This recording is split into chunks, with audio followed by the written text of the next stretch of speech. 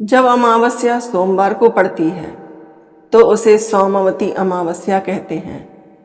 इस दिन पितरों यानी पूर्वजों का तर्पण करने से उन्हें शांति मिलती है। भगवान शिव और भगवान विष्णु की पूजा करने से जीवन के कष्ट दूर होते हैं। विशेष रूप से महिलाओं के लिए यह व्रत पति की लंबी आयु और सुखी दाम्पत्य जीवन के लिए किया जाता है। तो आइए शुरू करते हैं इसकी पौराणिक कथा। बहुत समय पहले की बात है। एक छोटे से गांव में एक गरीब ब्राह्मण परिवार रहता था। उस परिवार की एक बेटी थी जिसका नाम था सीता। जब सीता बड़ी हुई तो उसके विवाह की बात चली। एक दिन एक ज्ञानी ज्योतिषी उनके घर आया और उसने कन्या की कुंडली देखकर कहा, इस कन्या के भाग में विधवा योग है, यानी इसका पति ज्यादा समय तक जीवित नहीं रहेगा। यह सुनकर ब्राह्मण और उसकी पत्नी बहुत दुखी हो गए। वे सोचने लगे कि अब उनकी बेटी का क्या होगा। तभी वहां एक संत महात्मा आए। उन्होंने ब्राह्मण की चिंता समझी और कहा, इस संकट से बचने का एक उपाय है। तुम्हारी बेटी को सोमवती अमावस्या का व्रत पूरी श्रद्धा से करना होगा और पीपल के वृक्ष की पूजा करनी होगी। यदि यह कन्या सोमवती अमावस्या का व्रत श्रद्धा से करेगी और पीपल के वृक्ष की पूजा करेगी तो उसके पति की आयु बढ़ सकती है। सीता ने पूरे मन से हर सोमवती अमावस्या पर व्रत रखा। उसने पीपल के पेड़ की 108 बार परिक्रमा की और हर चक्कर में भगवान का नाम लिया। जैसे जैसे वह परिक्रमा करती गई उसे एक अलग शांति का अनुभव होने लगा, जैसे कोई अदृश्य शक्ति उसे आशीर्वाद दे रही हो। दिन भर व्रत और पूजा करने के बाद रात को सीता ने दीपक जलाकर भगवान से प्रार्थना की।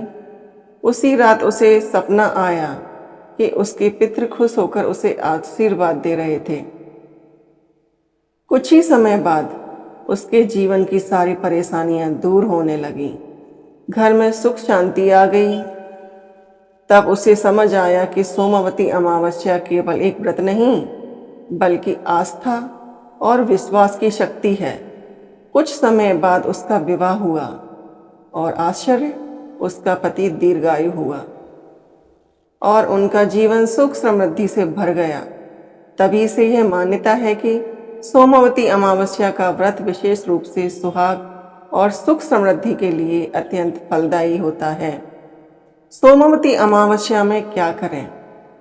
इस दिन ये काम करने से विशेष पुण्य मिलता है। नंबर 1, सुबह जल्दी स्नान करें, अगर संभव हो तो नदी में। नंबर 2, भगवान शिव की पूजा करें।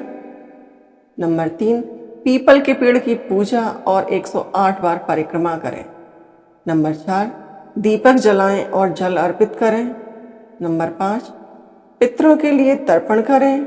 नंबर 6, गरीबों को दान दें, खाना, कपड़े या धन यथासंभव। नंबर 7, व्रत रखें और मंत्र जाप करें। सोमवती अमावस्या में क्या ना करें?